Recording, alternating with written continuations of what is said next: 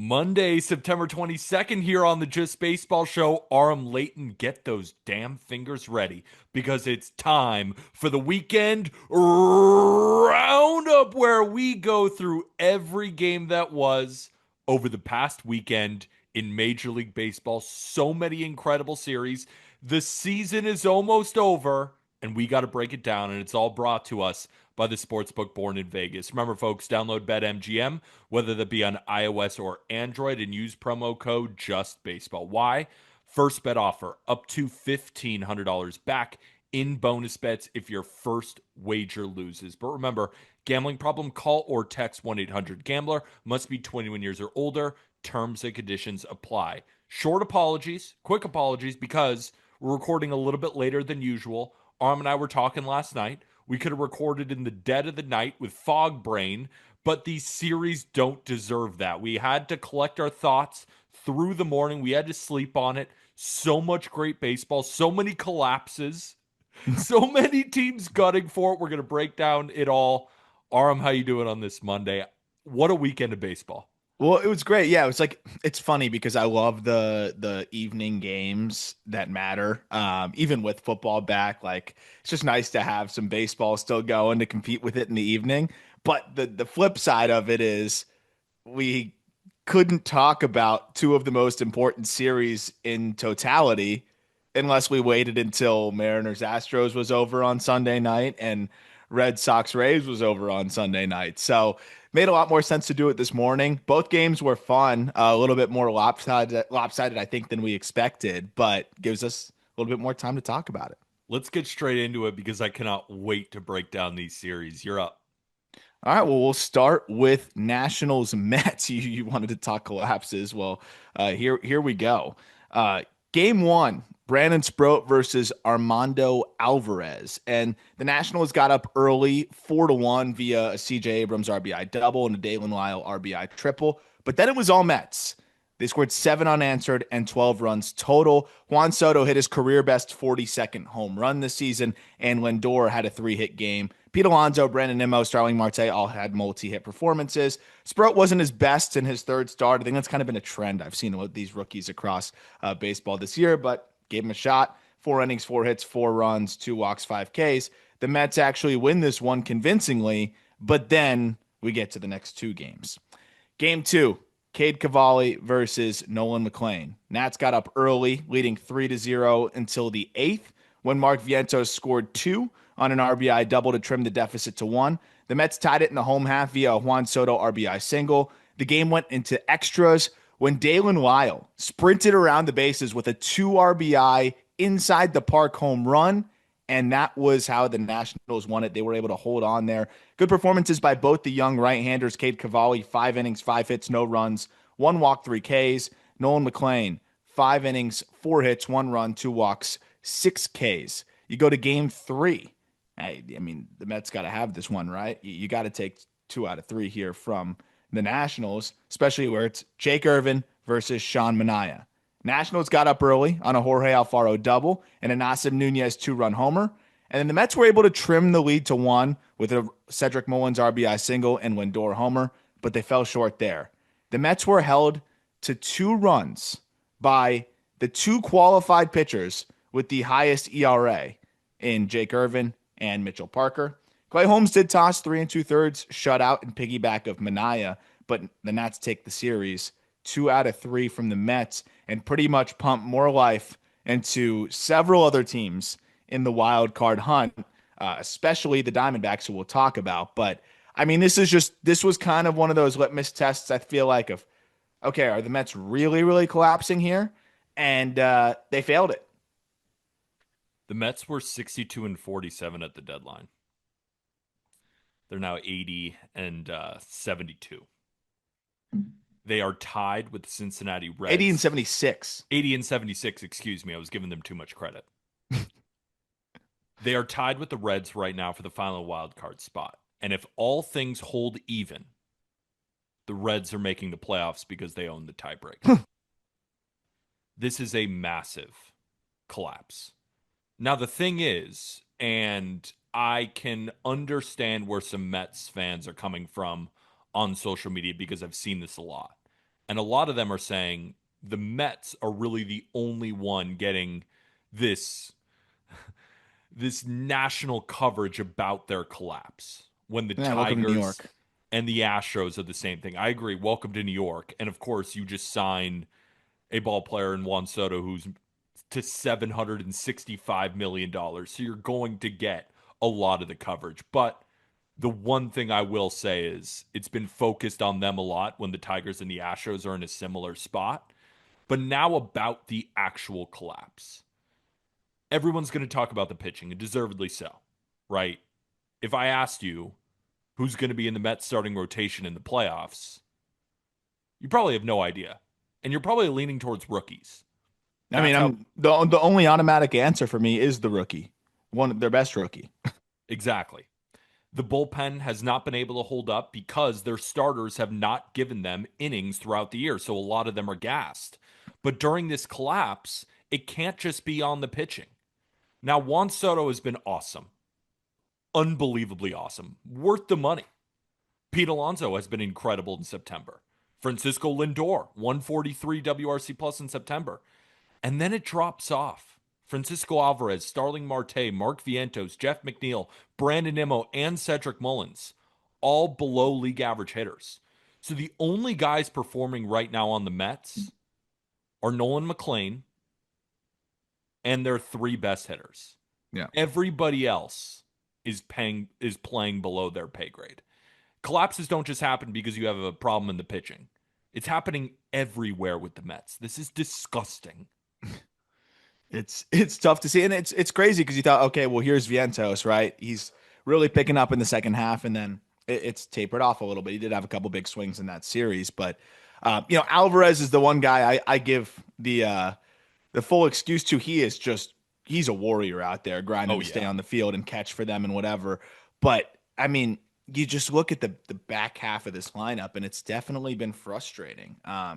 And they don't even need to do anything crazy. Just hold up your end of the bargain, and the top guys are going to slug and produce for you. So it's interesting because it feels like the only way that they can really win a game right now is if the guys at the top combine for 8 RBIs, or you just get a master class from Nolan McLean. So I'm fascinated to see how this Cubs Mets series goes. I think for the Cubs that they've lost, we'll talk about them a few in a row here, and like I'm sure they'd love to get right, and I don't think they're gonna just, even though they clinched, like just let the Mets get some games back here, and I'm just very eager to see how they respond here now. On a bigger stage. I think the first game of the series is going to be on network TV. Like, let's see what happens here because that's only going to add fuel to this fire of the collapse. And the thing with like the perceived collapses is that even if it isn't really a collapse too much in the beginning, the word being floated around, especially in New York, like people would say, well, why is it always the Mets? Because it almost becomes like, I wouldn't say a self-fulfilling prophecy because it's more the media side of things, but it almost just becomes a reality before it even is a reality because you're hearing about it. It's like, oh, I hope they don't collapse. I hope they don't collapse. I hope they don't collapse. Remember '07? Remember this other time? I hope they don't collapse. And then it starts to seep into you. And then you have a bad series and it's like, oh shit, are we collapsing? And I think now it's, oh shit, we're collapsing. So I'm very interested to see how they can bounce back because at the end of the day, I still think they're clearly the best team in this wild card thickness. They just have the most proven talent that I trust, which is crazy to say because like they don't deserve any trust right now. But we just bitched about the Reds last week. Like the Diamondbacks don't have any relievers, and the Giants we'll talk about got beat up. So it's almost like someone's going to win this wild card by default, and I'm just very interested to see how it finishes. And I just don't think it's going to be the Mets by default. 6 games left, all on the road. Chicago Cubs for 3, where they still have to win games, right? They've clinched a playoff berth, but they want to make sure that they lock in that final wild card spot. So they're not going to lay down. And they also see a Mets team. It almost feels like sharks smelling blood in the water. Now, you Yeah. could say the same thing about the Cubs, but the Cubs just had a bad series. The Mets have had a bad 3 month stretch. And then 3 in Miami against a Marlins team that's been red hot. We're going to talk about them in a second. The Mets are 31 and 44 on the road this year.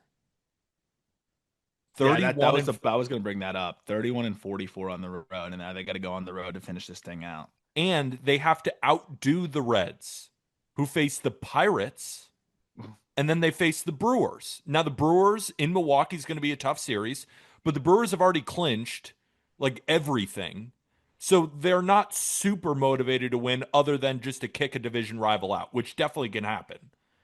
But who would you rather face? The Pirates and the clinch Brewers or the Cubs and the Marlins on the road? I Yeah, know who I'd rather face. And yeah. one last thing about the media, I understand why the reporter asked Pete Alonso that question. Did you see that presser? No, I honestly didn't see it. Pete Alonso was basically asked afterwards. In my opinion, I thought the question was leading the writer to a narrative that he wanted to spin, basically pressing Pete Alonso on if how he feels that this might be his last game at Citi Field. Mm. And Pete Alonso responded, he was like, "You've been asking me that all year. Like, we're trying to win."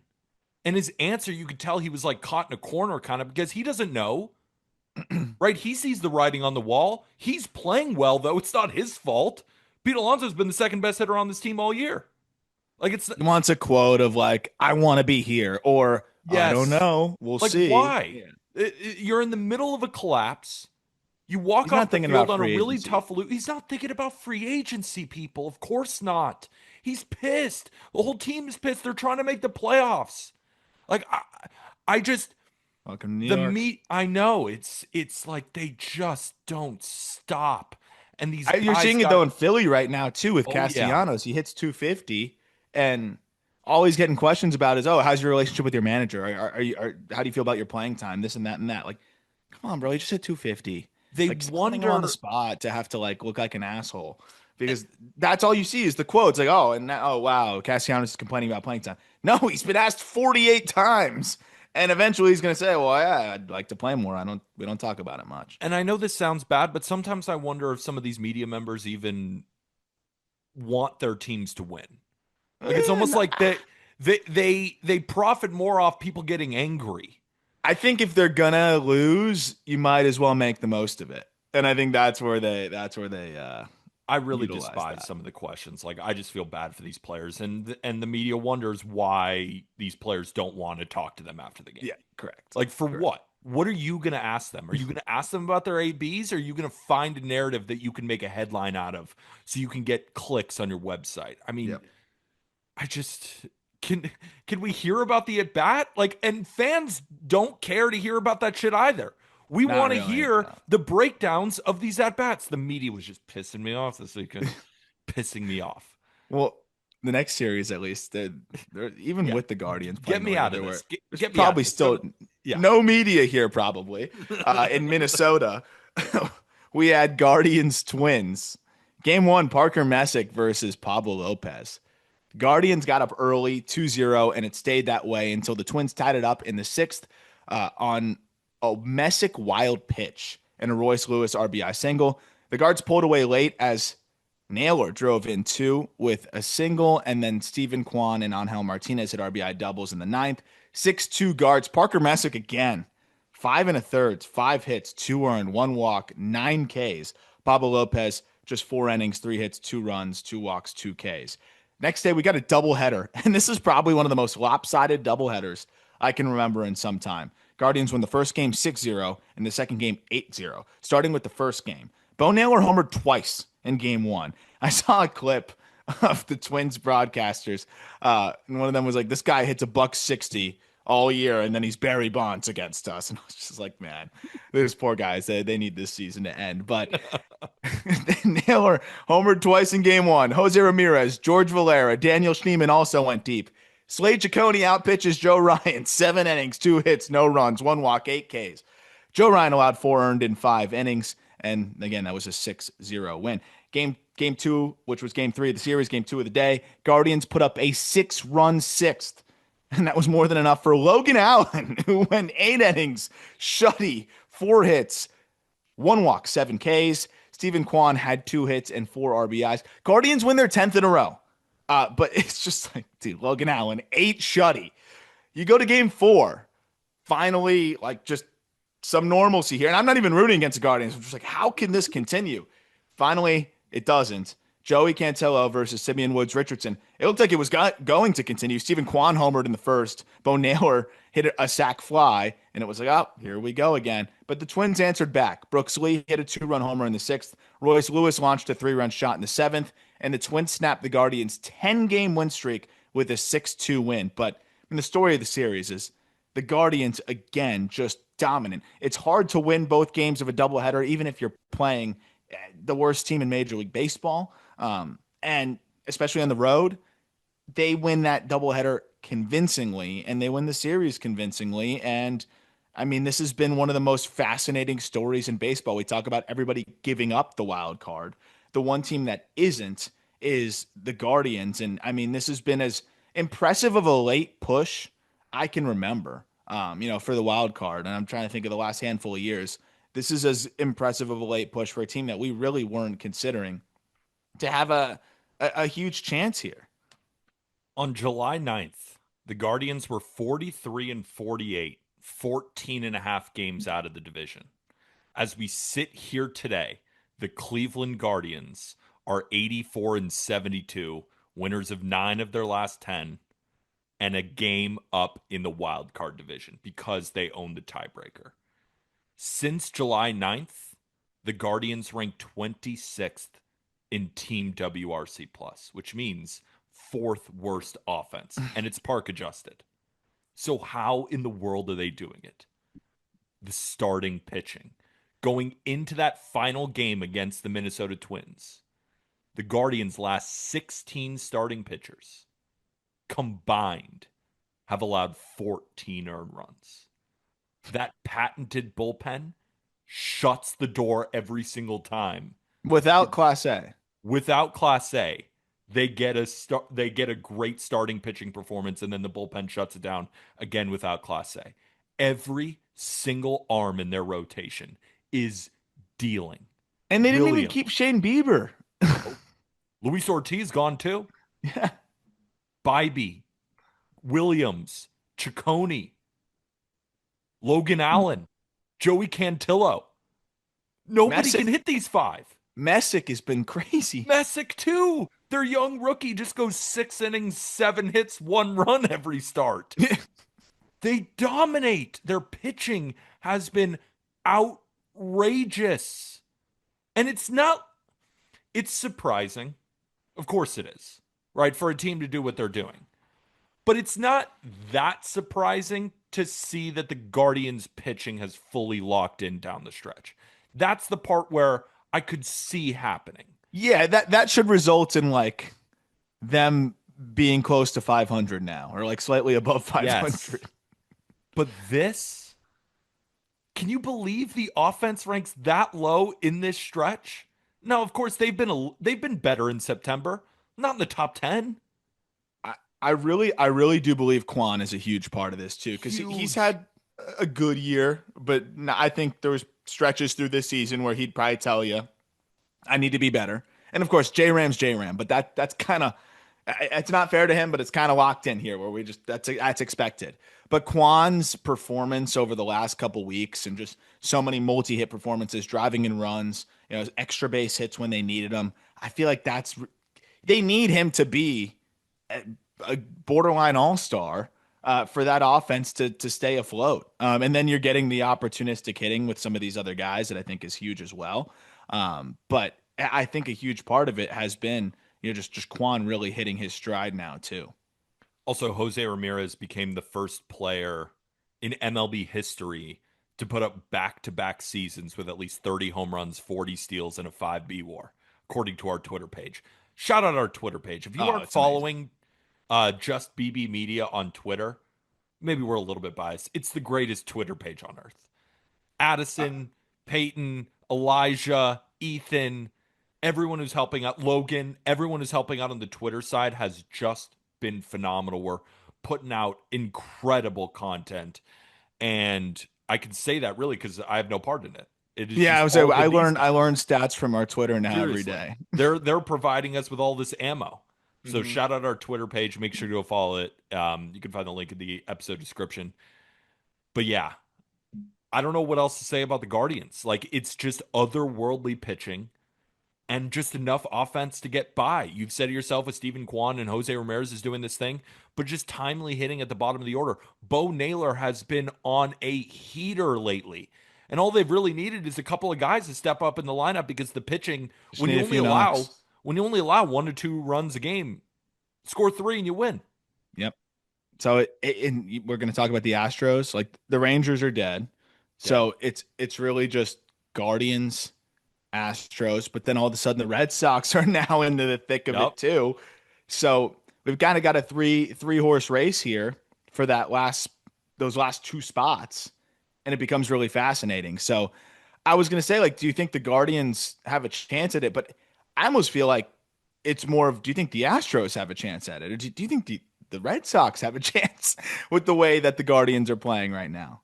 The Guardians have an upcoming series against the Tigers at It's gonna home. be tough. Like game one is But they Scooble. just played them great. Exactly. Game one is Scooble versus Gavin Williams. The Tigers are going to be the favorite, but kind of think the Guardians win. I think the Tigers are in a free fall. I think the Guardians are going to take care of them. I'm I don't know. I kind of don't think it's worried about crazy. the Red Sox. Yeah, I me am. too. Their offense stinks. Yeah. And they got the Blue Jays in Toronto where the Blue Jays already clinched, but But they'd love to at home. They'd love to smack them down. took the words right out of my mouth. Couldn't agree with you more. And then the Tigers. But the Tigers are in Detroit where they've played a little bit better. Now Yeah. that'll be a series of two teams. Who wants it less? Yeah. That'll be I think it comes down to that. Yeah. And the Yeah. Astros, I refuse to count them out. No, I you can't. You refuse. can't. I But refuse. Even though it's watching them this weekend, I was like, ew, this team. But they're frustrating as well. there I I mean, the Rangers, they lost 7 in a row. We're gonna get to that series. That's yeah. what they're the most break my brain team of the year. This whole wild card cluster over here is wild as Isn't well. it But awesome? it's nuts. It's so cool. Giants, Dodgers. Another team that kind of faded their way out of it too is the Giants. But game one was awesome. Logan Webb versus Yoshinobu Yamamoto. You got the pitching matchup that you wanted. Scoreless until the sixth. Then the Dodgers scored on a rare error by Patrick Bailey and added another run on a Freddie Freeman single. The Dodgers bullpen ran into some trouble walking in a run in the seventh as Blake Trinan and Michael Kopech combined for 4 free passes before Anthony Banda and Alex Vesia shut the door. 2-1 Dodgers win. It was a weird statistical game for Yamamoto, who walked more than he usually does. I think it was, 6 walks, but didn't allow any runs. And then Logan Webb was absolutely razor sharp as well. Game two, Clayton Kershaw versus Robbie Ray. Final regular season start at Dodger Stadium for Clayton Kershaw. It was really special. But Elliot Ramos did start it off with a solo shot in the first. Miguel Rojas answered back with a solo shot of his own in the second. And then Kershaw settled in on his side of things a good bit. He went 4 and a third, 4 hits, 2 earned, 4 walks, 6 Ks. Struck out the last batter he faced and walked off the mound to a special ovation. That was really cool to see. Then it was all Dodgers. I think I really got him going. Ohtani hit his 52nd homer. Mookie Betts homered, and the Dodgers win 6-2. Cool scene there with Kershaw's family and Kershaw taking that rubber out from the mound to bring home. Presumably, it was pretty awesome there with his kids kind of like chipping it out of the mound. Game three, Tyler Glasnow versus Kai Tang. Giants got up early, putting up 4 runs on Glasnow in the first, but the Dodgers immediately chipped away with a 2-run shot in the home half from Max Muncy, and then it was all Dodgers. Conforto homered, Edman homered, Ohtani homered, and Glasnow snapped off 4 scoreless after that rough first inning. Dodgers end up winning 7-5. You go to game 4, Trevor McDonald versus Emmett Sheehan. It was scoreless through 6 before Michael Conforto's RBI single, but a 3-run eighth by the Giants against Blake Trinan was the difference, and the emphasis on Trinan here because they still trust him apparently, but I don't believe that. Giants win 3-1 and avoid the 4-game sweep. Trevor McDonald, 6 innings, 6 hits, 1 run, 1 walk, 3 Ks. Emmett Sheehan was absolutely ridiculous. 7 innings, 1 hit, no runs, no walks, 10 Ks. Giants grab 1 here in the finale, but this was all Dbacks, and now the Giants find themselves 3 games out of the NL wild card. Giants aren't dead, but They're close. They're on life support. Yeah.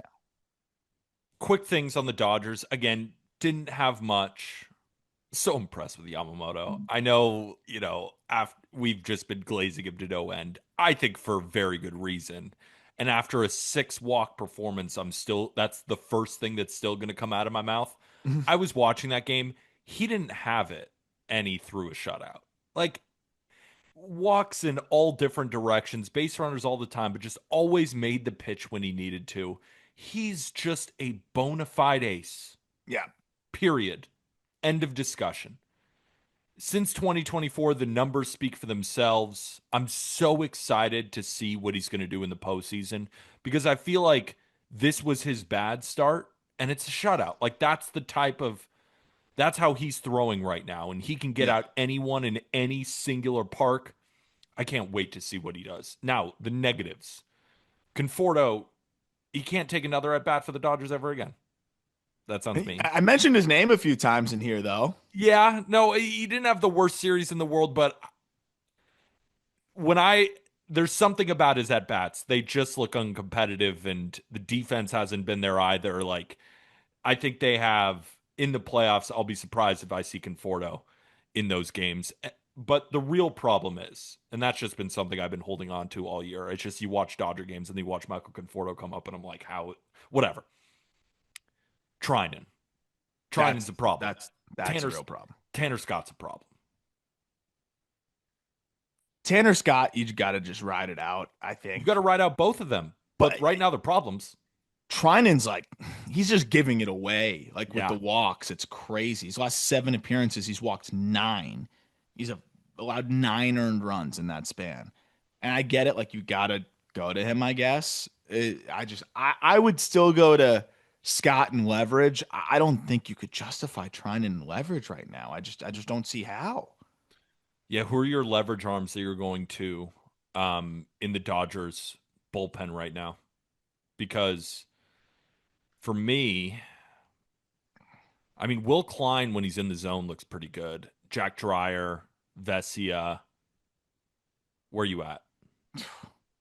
I mean, Vesia had a big save in this one too, and I mean, I'll always trust that guy. That guy's got the balls to just get it done, and all of a sudden he's got a 2.67. But it's crazy that Dreyer is going to be one of the guys that you kind of trust a little bit more when that's a rookie. Kirby Yates has been brutal. Yeah, it's wild when we're having the conversation of who do you trust right now. Again, I think you got to go down on the Tanner Scott ship.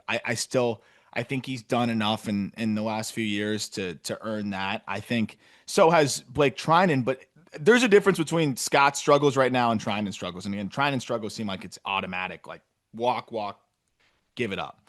Whereas Tanner Scott just seems to be like giving up the long ball, not missing quite as many bats, but he's only walking about 2.5 per 9, which is the crazy part. But I trust Scott. I think you got to start to put a little bit more trust into Enriquez and start to wonder if he's a guy that ends up getting elevated to some more important role. I think Dreyer's earned that as well with how many innings he's thrown this year. And then it gets really interesting. So I'm fascinated to see how they navigate this thing, but yeah, I don't even know. It's a little bit of riding the hot hand, I think, too. It's gonna be interesting. Doesn't help with Kopech on the shelf either. No. Giants are on life support, but not fully dead, especially with the way these teams are all playing, and still just 3 out. I think, given the fact that they're 3-7 in their last 10, is not too bad. Yeah, Phillies D-backs. Watching them, it's like, all right, it's over. Who knows? Anything can happen, but that was pretty disheartening. It's a tough series, especially with all the magic of Kershaw and everything. But it was a tough series here for the D-backs too, and they did what they needed to do. Game 1, Taijuan Walker versus Ryan Nelson. D-backs got up early 2-0 with a Ketel Marte homer and an RBI fielder's choice. Then it was all Phillies. Harrison Bader homered, Nick Castellanos homered, and then the Phillies put up 3 more for good measure in the 9th, winning 8-2. Walker Buehler, great in long relief, 3 2/3 scoreless. Was watching that. That was fun to see. I know he really wanted to finish out that 4th inning of work there, but still a really encouraging outing there. Phillies take that first one. That's where the D-backs lock in here on the ladder too. Aaron Nola versus Zach Gallen. Philly scored twice in the first, but then Gallen really settled in, and the D-backs kept wearing at Nola and the Phillies. One run in the first for the D-backs, then another in the third, two in the sixth, and that was all they would need because Gallen kept the Phillies in place after that first inning, going 7 innings, 4 hits, 3 earned, 2 walks, 9 Ks, and the D-backs would hold on. They shut the door, actually, and Nola allowed 4 earned runs over 5 1/3. D-backs win 4-3. Huge win for them there. Then he go into the finale. Ranger Suarez versus Eduardo Rodriguez, and it was all D-backs. This is usually how they win these games, right? They put up 8 unanswered. Corbin Carroll homered. Jorge Barrosa homered, my short king, and Tim Tawa homered. Carroll had 4 RBI, and Erod went 6 innings of shutout ball. 3 walks, 5 Ks, but 6 shutty. Ranger Suarez was roughed up for 6 earned in 4 innings. Diamondbacks take a crucial finale night at 2 and take the series, and that's what puts them back within 1 game of the Mets and the Reds. One quick thing, and I think it's just important to watch as the season ends here, because I think he's probably going to get one more start. I've always felt with Ranger Suarez, and it's backed up in the numbers, that he's kind of a streakier pitcher. And what I mean by that is when he's locating all of his pitches and he's working quickly, this guy goes through 7 innings of shutout baseball or 1 run baseball like it's making his bed. It's easy for him when he's on. When he starts to teeter off, he starts to string together bad starts in a row, and it can kind of get away from him. So he'll put together months like in June where he put up a 1.30 ERA, and then July he'll revert back to a 4.57, and he kind of goes up and down. And when he's on, and he's done this in a lot of regular seasons, ended the season really strong, and then just kept that going in the postseason and looked unbelievable. Mm-hmm. This was not a very good start. It's not over, but it's No. just something to watch. Like if his next start is also tough, I'm getting a little bit worried again with Ranger because he is so streaky. Now, he could revert back and put those streaks to bed in the postseason, absolutely. But history would tell us if he ends the season poorly, it's less likely he bounces back in a big postseason spot. It's funny you speak to the streakiness. So the last 2 starts, he's allowed 9 earned runs in 10 innings, 15 hits. The 5 starts before that, it was 30 and 2/3 at a 0.88 ERA, 39 strikeouts and 6 walks. So I say, oh, well, then that's probably more likely what he'll revert back to. But then the 3 starts before that, honestly, no. Let's extrapolate this a little bit more. If you go to the 6 starts before that, he had a 6.11 ERA. Yeah. So it to your point has been extremely streaky, and you have a chance for him to go out there and strike out 10, 11, 12, which he's done already at several times in the last 8 starts. But you also have the chance where he just gets blown up. So it is fascinating to see how they feel about him going into this, going into the postseason. I think that last start will definitely be telling. On the Diamondback side, offense isn't a problem. We know that. They rake. They rake.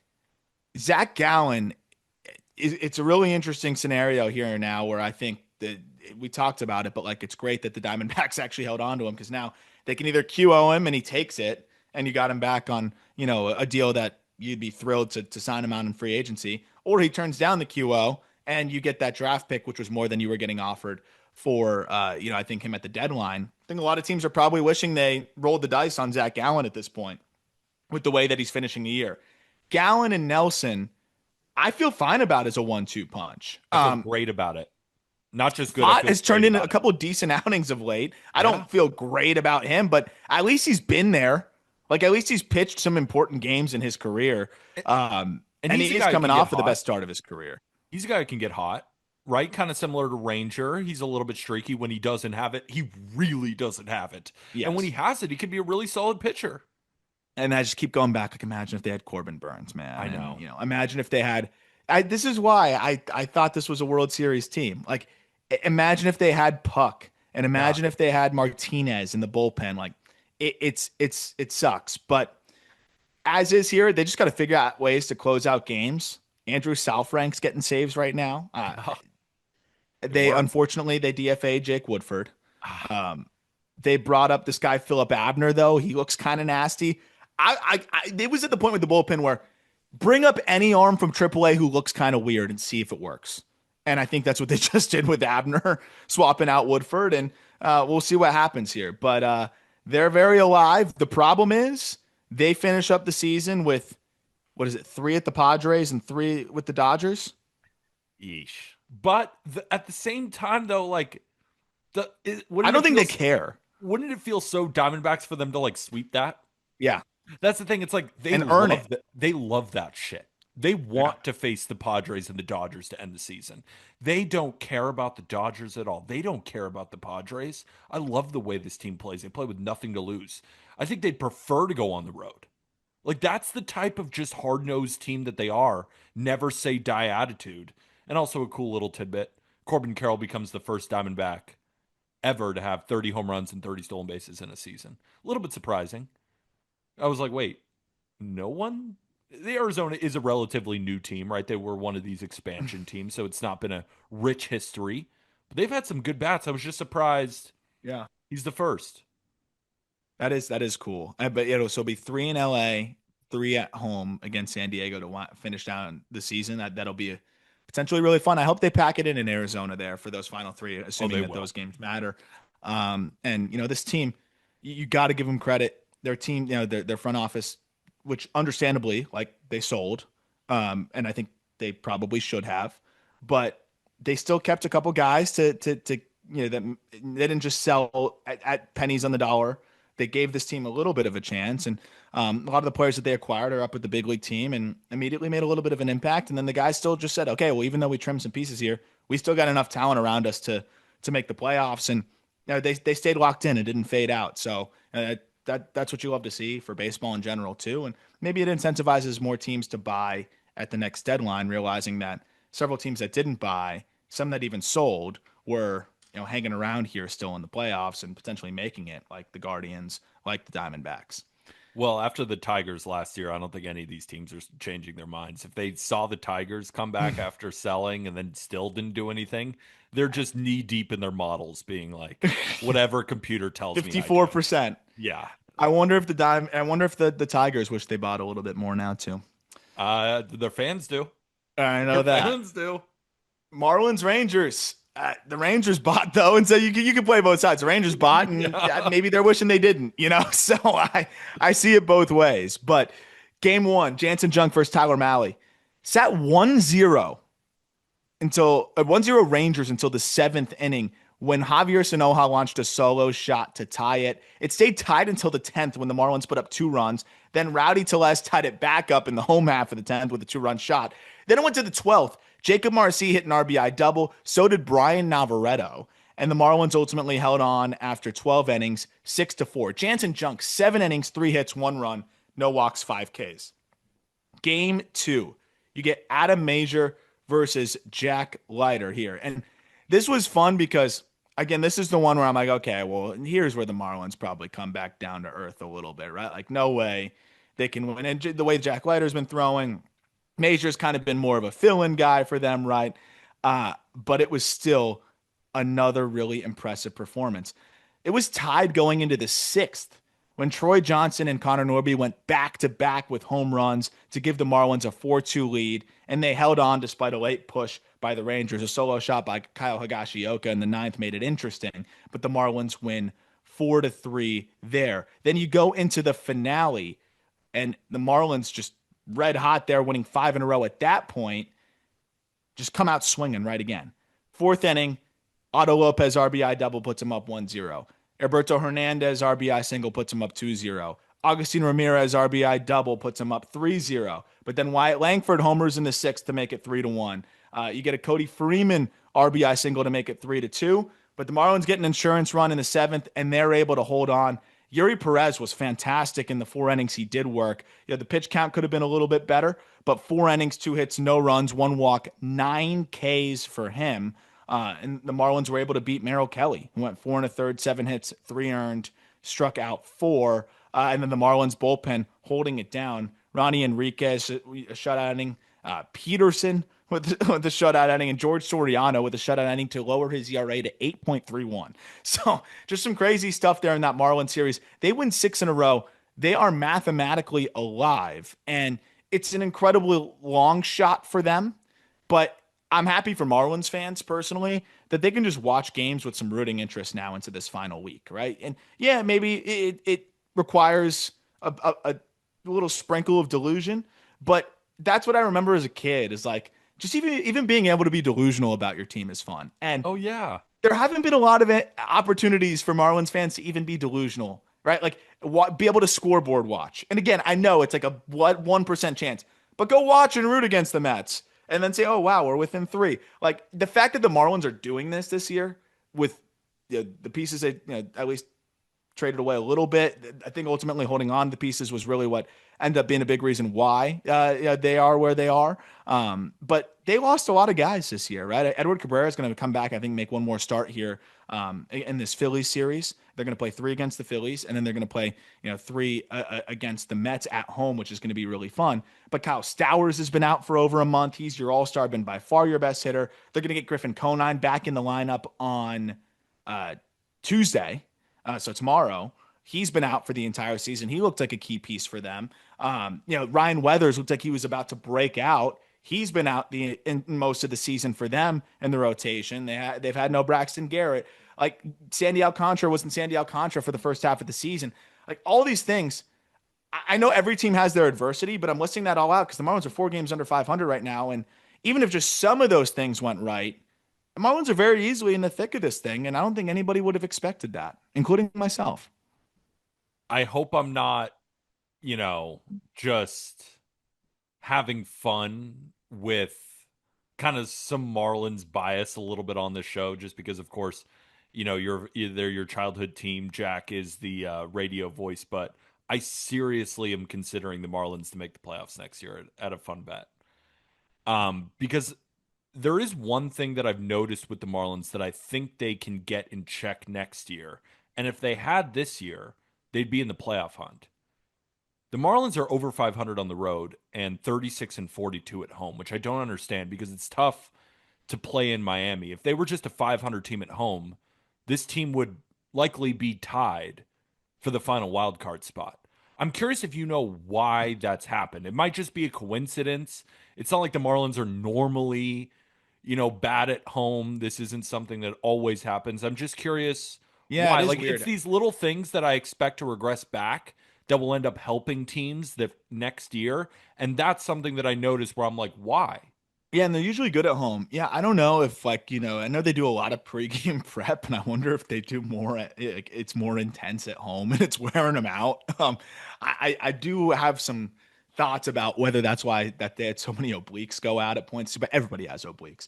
Uh, but yeah, it is interesting. The other thing that's fascinating too is Jacob Marcy's on an 8 WAR pace, and by the way, I'm putting out it's live on justbaseball.com right now. Link it in the episode description. I sat down with Marcy last week, talked about how he went from a 180 hitter in Double A to the player that he's been in the major leagues this year, and I also did the classic swing dive that I do, but this was one of the first times where I was able to now sit down, talk to him about it, go over some of it, and then pair the video and swing dives that I do with actual quotes and thoughts from him. So kind of a new content type of thing here that I'm excited to do, and I think it's really fascinating. But remember, Marcy, like, is he going to be an 8 WAR guy next year? No, but I feel really good about him being an above average center fielder all year next year. They only had Marcy for 40 something games this year, maybe 50 games by the time the season's over. So they're going to have him for a full season next year, too. Um, they've got Joe Mack coming up. Robbie Snelling's been one of the best left handed pitching prospects in baseball. Thomas White's already in AAA. It's funny, man. I can't help but I do wonder. I'm like, oh, is this the kid in me coming out?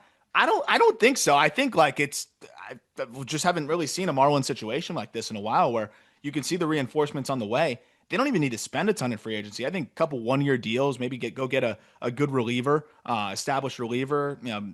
Maybe a bat would be nice at first base or right hander or whatever. But every guy that they bring up seems to be swinging it all right. Even Troy Johnson, big homer in this one again. They've just have some magic here and seem to have a lot of guys that are at least going to hold their own offensively. No, on the Rangers side, they've completely broken my brain. And I want to tell you a stat that I just don't understand. I just don't understand. Adolis Garcia was supposed to be one of the best power bats in baseball, or at least that's what we've thought about him over the years. Now, last year, not so much. This year, definitely not so much. Comes back when the Rangers are in the thick of it, right? They're like a game out of the Astros and the Mariners. He goes 1 for 22 and they lose all of these in a row since he came back. How does that make any sense? Like, how does Adolis Garcia fall off like that? And it's obviously not all his fault. It's just happenstance, right? It's just something weird that happened in the baseball calendar. But I can't believe that Marcus Semien has been bad all year and hurt. I can't believe that Adolis Garcia comes back and does this. I can't believe they just faltered at the last moment like this. You can't roll out Adolis every day next year and feel good about it. There's just no way. There's I no mean, way. he was a monster in the World Series 2 years ago. He's not. He's declining like a guy. It seems like he's declining a lot quicker than 32-year-old should. It feels like you're watching him age and like he's been banged up and hurt. And it's been tough. You know It's what been very reminds me tough of? to watch. You know what reminds me But of kind of Jose Abreu.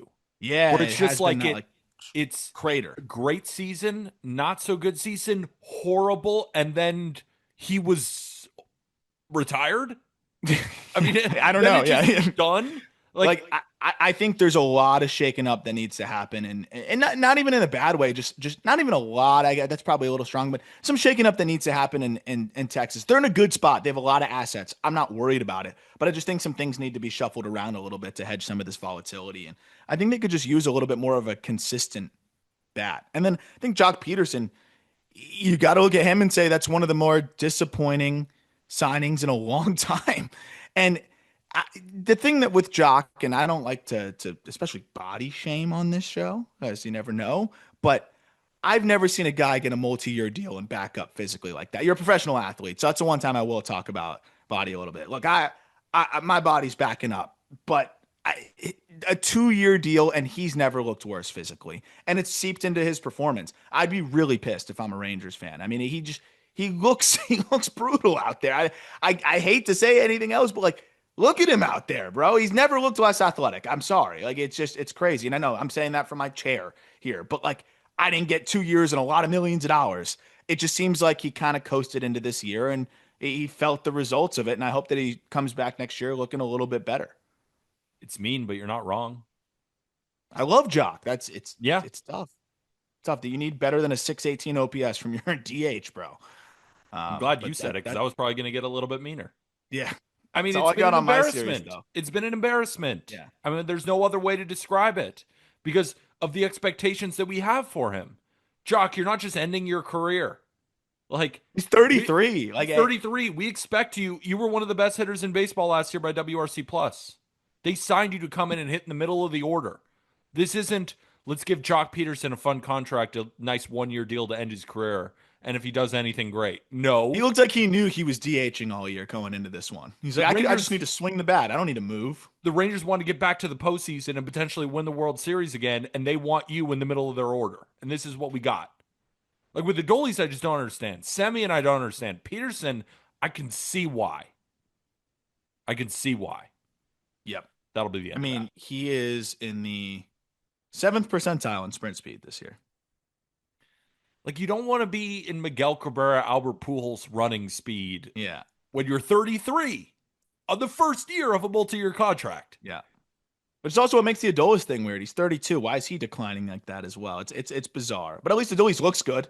Yeah, physically. he looks like, great. That's why I think it must be something else, like internally. Yeah. I can't get mad at him for that. No. If Adolis showed up looking like he's been pounding beers all off season, then Eating I'd all be that like, Texas damn, barbecue. what's up with that? So that's all I got. And then the Marlins, like it's a less than 1% chance, but But it ain't over. let's see what happens in Philly. I'm so happy, to see this team fighting the way that they are for the fans again, because they've just gone through it. And I'm really happy for Griff to get back and be able to play some meaningful games. And I don't know if we're breaking that. I don't know if that's been announced yet, but like he'll be in the lineup against Christopher Sanchez there. And hey, welcome back, buddy. You get Christopher Sanchez and probably Joe Duran. So go have some fun. Didn't you miss the major leagues? But it'll be fun to watch the Marlins play with a little bit of a purpose here. If it is breaking news, can I be a part of the sources because I'm on the show with you? Yes, It'd be per my Peter first Apple time. on Just Baseball Show, Griffin Conine will report on Tuesday and be in the lineup. So yeah, if anybody hears this, per Peter Apple Per on the Peter Just Apple. Baseball Show, Griffin Conine coming back this week. All right, last series, right? I'm done. Time for our first break then. We got the Yankees taking on the Orioles. Game one, Orioles win 4-2. Trevor Rogers is the greatest pitcher of all time. Of all time. Tossing another 6 inning shutout, only allowing one hit and striking out seven to lower his ERA to 1.35. Ryan Mountcastle hit a big home run, and Jazz homered as well, but it wasn't enough. Move to game two. Yankees win 6-1. Both Stanton and Judge homered. The duo has done that now 57 times in the same game, passing Mickey Mantle and Yogi Berra for second all time among Yankee duos. Garrigan Ruth are number one, 75 times. And now that duo of Judge and Stanton, eighth all time. Carlos Rodon dominated for 7 innings, only allowing one run and striking out eight, lowering his ERA to 3.04. I want to give him a lot of credit. We'll talk about it in the takeaways. Like, a lot of it has been on Fried, and then we just kind of involve Rodon in these conversations for good reason. He has just been fantastic this season. Game three, Yankees win 7-1 in 10 innings. This was a pitcher's duel between Kyle Bradish and Cam Schlittler, as both only allowed one run, and Bradish has just been awesome since returning from injury. I'm so excited to see what he does next year, pitching to a 2.25 ERA this season. Basayo homered early, but Ben Rice got the last laugh, hitting a grand slam in the 10th as part of a 6-run inning to win it. Yankees improved to 88 and 68, 2 games out of first. Orioles fall to 77 and 83. Aram, I'm back I in. I'm back You're in. back in. I'm back in. That's It all I'm gonna was say. it was I'm it back beating in. it was beating the Orioles that did it for you. It's not just this series. I want to It's before we everything. It's coming forget. So together. Bradish, I I think if you're an Orioles fan, you're just looking at like what can get me excited for next year because this team is still so good. Yep, Like in terms of the talent on paper. Like I don't think I need to convince you that this team could very easily make a run at the division next year with a couple of the right moves in the for sure. offseason, right? For sure. But the big question would be, okay, you can't piece a whole rotation together. Well, Trevor Rogers, you locked in one spot. Still, we don't know what Girod's going to look like. We don't know what something. Bradish coming back and just that he's good. Like that. Hey, is he going to be this good? Maybe not. I don't know. You can Sharpie Bradish in next year too. That is so big for the Orioles. Like so big. I don't want that to go understated. So that has me feeling a lot better. And I think when you look at your like to-do list for the offseason for the Orioles, that makes it a little bit more like now, okay, maybe we can just need a back end arm. We might have a 1-2 here at the No, we top. can't do that. We can't do that. They need to sign Oh, an. wait, true. I can't say that for No, Michael we Elias. can't give Michael Elias Elias this. Where it's somewhere like, just like heard back end arm. It was like a hey, dog whistle. Elias, you have Bradish, Wells, Trevor Rogers, and Grayson. All you need is bring back Charlie Morton. Like then you have a rotation Yeah, of I'm no, sorry. no. We I need should never have said that. we need Um, Fromber. We need Michael King. We cannot just take it easy again. I And I don't agree. want I to hear agree. for a second, especially in our Discord, Schroeder. I'm talking to you. We can't just do this again. Where it's like, well, we have all these good players. Why do we need to sign a big time guy? You've seen why. You've seen why. We cannot be complacent in Baltimore. Yeah. But I think ultimately a lot of encouraging things, getting young guys reps, all positive, all positive.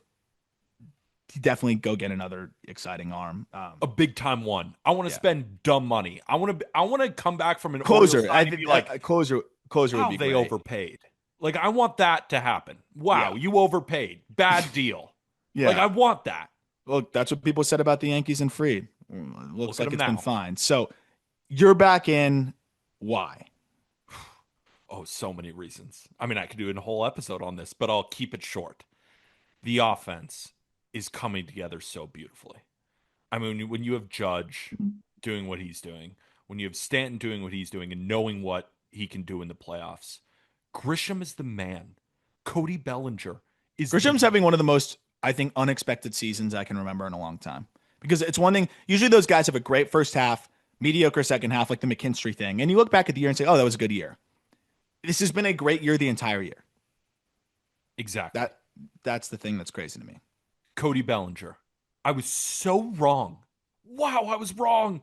He's been one of my favorite players all season long. Jazz Chisholm, freak of nature on both sides, playing good defense, running the bases well, hitting tons of homers. Those are six phenomenal bats. And then the guys that you look at who are, let's say, not as great offensively, they're great defenders. Mm-hmm. And the pitching has come together beautifully. Fried's the man. Rodon has just been straight up excellent, a great number two. Schlittler's stuff, who knows? He's probably the four because Luis But you Heel. ride the hot hand of Heel or Schlittler in game three. Exactly. And then Devin Williams looks awesome lately. Get him in low leverage. Just have him in the seventh. And he's the best pitcher alive. He's got like a 0.08 FIP in September. Bednar's still That's the man. huge. Like Weaver needs to get it together. There are a couple bullpen arms where I'm just not super confident in, but like that's it. Love the offense. The defense is way better with Caballero now. Like every single Volpe's spot, coming alive a little bit. it's got He to be isn't. Caballero. Yeah, yeah. It's But got to be Volpe in the role he's been in, I think it's taken a little yes, pressure off of him, and he's been a little bit better. little bit better, but again, Caballero's been a great replacement there. McMahon, he can't really hit it all, but at least he's defending really well. That's like That's why with they got him now. yeah, sometimes at these positions it was like, oh, Dominguez isn't playing good defense and he can't hit. Volpe's not playing good defense and he can't hit. Like Oswald Peraza's playing decent defense, can't hit anything. Like, yeah, Ryan McMahon ain't hitting, but we know in the playoffs he can still hit one hard. Hard hit Yep. rate is still high. He can still get one out of the ballpark, and that's your eighth hitter playing elite defense at third. There's so many.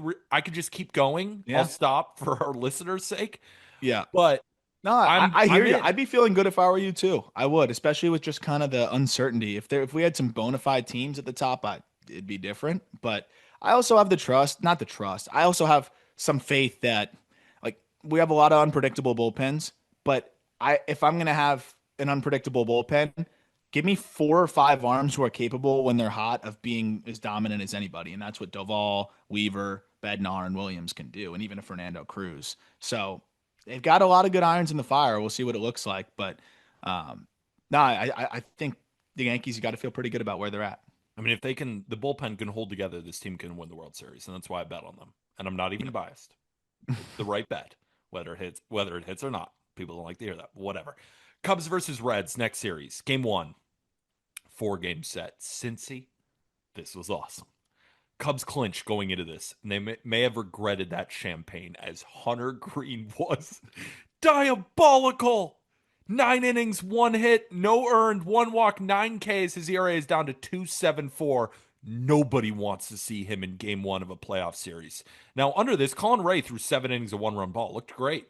But a Will Benson RBI double in the fourth decided this one. Game two, Reds win 7-4. Trade off of homers until Cincy took control. Miguel Andujar for the Reds, then Dansby for the Cubs, then McLean for the Reds, then Matt Shaw for the Cubs, and then Steer, though, homered twice, and Ellie broke his homerless streak. Now they both have 20 on the year, and the Reds win. We move on to game three. Reds win 6-3. These teams just kept homering. Michael Bush for the Cubs, hit his 30th of the year. Great trade, really. I mean, these prospects might end up being really good for the Dodgers, but Cubs brought in a great bat, Michael Bush. They're winning now. Then Reese McGuire did the same, but the Reds brought home two, and we had a tie game going into the bottom of the fifth. Spencer Steer then homered again, his 21st. Then Friedel homered for the 13th time this season. And then in the eighth, Tyler Stevenson went yard for the 12th time this year, and the Reds inch closer to a playoff spot. In game four, Reds gotta have it, and they got it. They win 1-0. Jameson Taillon only allowing 1 run over 7. Really solid innings, but you can't win when you don't score. Reds got 4 2/3 of shutout baseball from Abbott, and then the bullpen shut the door. A Gavin Lux RBI hit decided this one. Reds sweep, moved to 80-76, tied for the last wild card spot, and they own the tiebreaker over the Mets. Cubs fall to 88-68. One note in our Discord that I thought was really powerful, like hit me. Big Red Analytics. Shout out Big Red Analytics in our Discord. He says, this is the first time I can remember that the Bengals lost on Sunday in September, and I have something to be excited about on Monday morning. And I was like, That is oh, cool. damn. the Like the bar. Reds have really never been here. Well, And we were just not eulogizing, but just like complaining about them last week. Like, what the hell is this team? They're so frustrating. That's how you respond. Like, that's how you do it. sweep Uh, of the Cubs? Come on. and in like unique fashions, 2-1-0 wins Yeah. in Great American Ballpark. And I know he didn't throw well in relief, but again, it's the same case I just made with the Yankees. Especially in this Reds bullpen, I'm like, who could just get hot and rattle off shutout appearances for them? Chase Burns, the reliever, is a Yep. nice little wrinkle to have here in this like potentially multi-inning piggyback. Oh, whatever. It's just another weapon to have back healthy and in that staff again. I do wonder how severe that injury was. If it was more of just like inning management, and now that he's just back and throwing 100 again, and it was kind of interesting timing, but just having him back is just another arm that you can utilize one way or another. I think he could get more comfortable coming out of the bullpen, and that could be another aspect to just lengthening that pen a little bit. That's been kind of the question. The offense needs to be better. Just we've said that all year, but at least when it's not as good, to win 2 games 1-0 against. I know the Cubs offense hasn't been the same, but the Cubs in Great American Ballpark, they can still put up runs even without Kyle Tucker. I think that was a really exciting and galvanizing series that I think should have them feeling like they can overtake the Mets. I think for the Cubs, you clinch, so you can't take too much from this. I think there was a little bit of the hangover. But the one thing I will take away is they need Kyle freaking Tucker, man. Yeah, they do. If they're gonna have a chance, they need Kyle Tucker. And he's in Tampa or was in Tampa getting more treatment on that calf. I hope something can start to get right there because I feel so badly for him and for the Cubs. You gave up a lot to get him, and even if you that run the risk of it only being 1 year, for it to be 1 year where he's hurt down the stretch would really suck. So I hope he can come back because he adds a layer to their lineup, especially with PCA struggling the way that he is. That they really need. Reds, it's all out in front of you. I'm just looking at the schedule just to make sure. Yep. Reds are at home against the Pirates.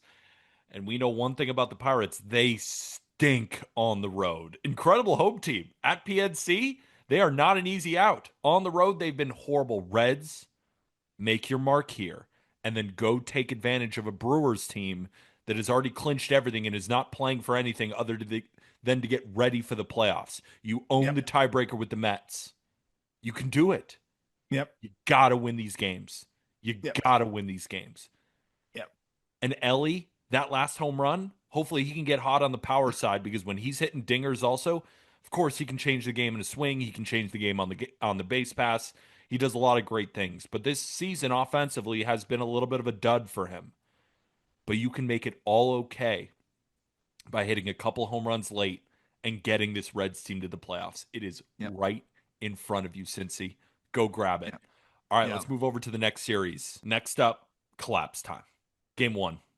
Braves beat the Tigers 10-1.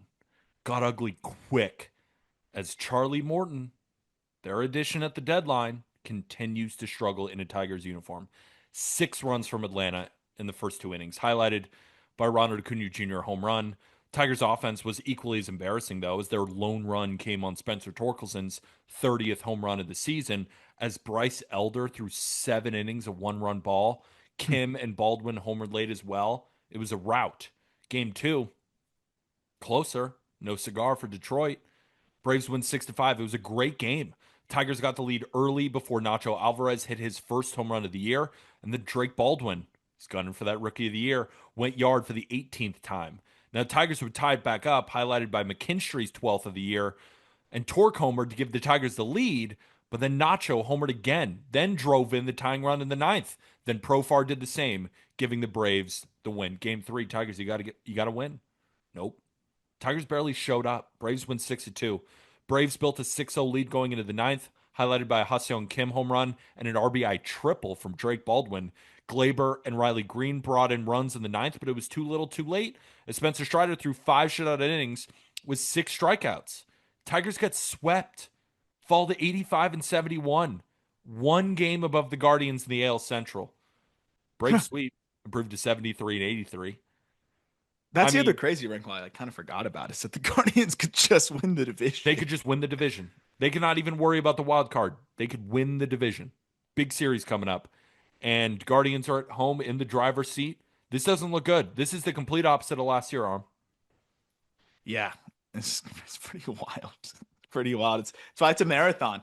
The Braves, man. I mean, finishing the year really well. I think obviously doesn't mean a ton for them in terms of this year, but I think is a big reason why I'm going to go into next year and be right back in the Braves. You know they're going to make some additions too, but they already made one of their additions. They already got a jump start on the offseason by claiming Ha-Sung Kim. And in 18 games with the Braves, he's slashing 313, 370, 469. It's an 839 OPS. He has 3 homers in those 18 games. Uh, he's driven in 12.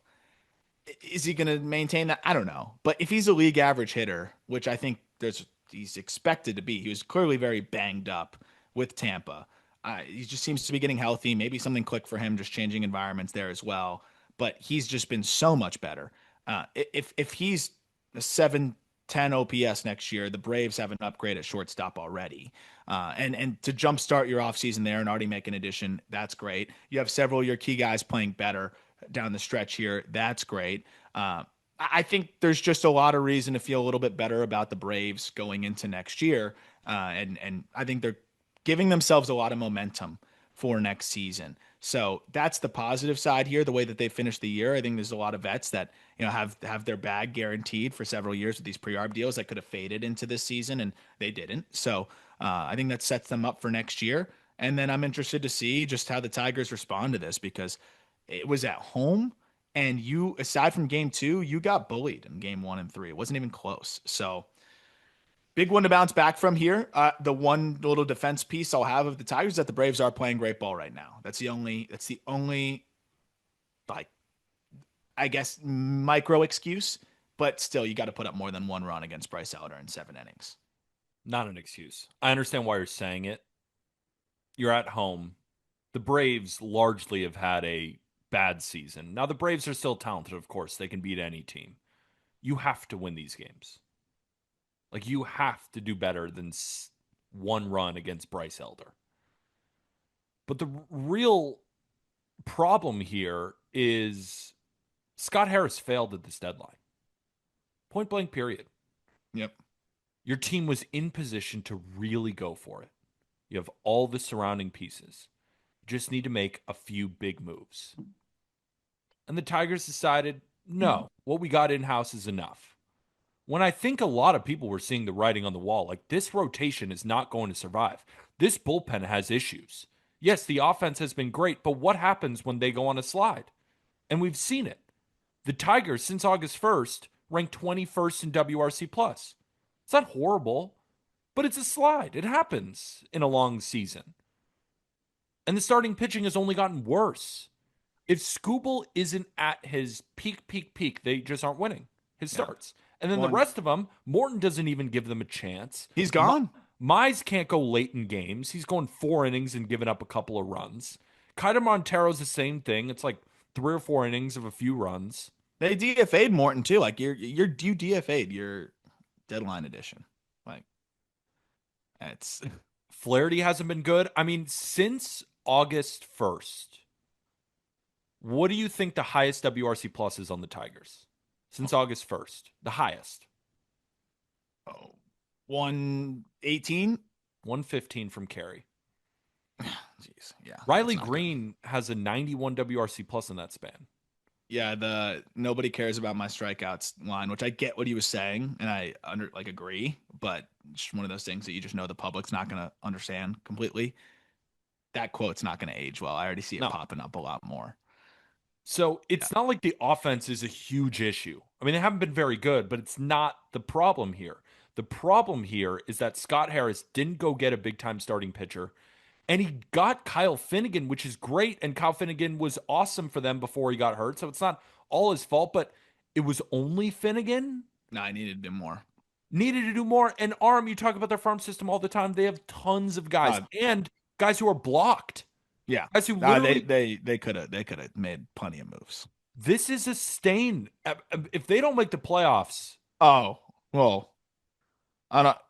We'll cross that bridge when we get there. But there'll be a lot to unpack. A lot to unpack, and again, this is a reason I took a position on their under win total like 5 weeks ago, and it hits a week before the season ends, is because like this team did not do enough at the deadline. Yeah. They really didn't. And it's infuriating. It has to be for Tigers fans because you saw them make a late run last year, but you felt like they caught lightning in a bottle and that this division and making the playoffs was not safe. You had to add more. And what did they do in the offseason? They add Flaherty. Okay. And then on the deadline, Morton and Finnegan. Like you didn't even give this team a shot. It's infuriating. I Yeah. understand why Tigers fans are trying to light the Tigers Twitter handle on fire. Yeah. I mean, go look at the comment sections after a win from the other team when they tweet out the final score. It is horrific. It's Yeah. World War III down there. I get it. I get it. I get it too. I don't think they're overreacting. I would be so pissed. Yeah. So pissed at this situation. All right, let's move to A's Pirates. This will be quick. Yeah. Game one, A's win 4-3. Pirates scored 3 runs and then went to sleep. Nick Kurtz and Lawrence Butler homered, and Butler's 3-run shot ended up being the difference. Game two, Pirates win 2-0. Nick York and Brian Reynolds homered behind 5 beautiful innings from Bubba Chandler, only allowing 1 hit, not walking anyone, and striking out 6 batters. Game three, Pirates win 11-0 in a rout. Burrows and Majinski combined for 7 shutty, and Triolo and Bart homered. And the series was over. Both these teams eliminated. It is what it is. Bubba Chandler. Now we have a 2-start stretch here. 11 innings, 3 hits, 1 run, no walks, 13 Ks. Like there's the command, right? Like that's why he was breaking my brain in AAA. I mean, even with if you include the blow up start here in the big leagues, where he gave up 9 earned to the Brewers. Since he came up on August 22nd, 25 and 2/3 innings, he's walked 4. Mm. He had like 6 different outings where he walked 4 in AAA. I'm starting to believe more and more that he was just going stale and frustrated in AAA. Yeah. And I mean, you're just seeing a different level locked in from him here. And you can say what you want about the athletics, but you can't knock the offense, especially right now. So that was an impressive outing. 1 hit, just 1 hit, and it was to Jacob Wilson. So I think that's exciting. But pitching was never really the big question there. And then Nick Kurtz, man, it's just been one of the best rookie campaigns we've seen in a little while now. And of course, you can go back to some of the more ridiculous ones, but the fact that you have to do that, I think, says a lot. So just Kurtz continuing to add the homers here at 22 years old. The future is bright. If you could put these two teams together, that's my biggest takeaway. If you could put these two teams together, they'd be disgusting. Yeah. But you could say that about a lot of teams. Just these two, when I was like looking at the recap, I'm like, man, you pair these two though with the pitching staff and the offense that you got, and that'd be a fun merger. It would. Let's move over to Royals versus Blue Jays game one. Royals win 20-1. Bad from the get-go, and it got even worse late for Toronto. Royals put up 7 in the first and 3 in the third, even though George Springer homered to start the game.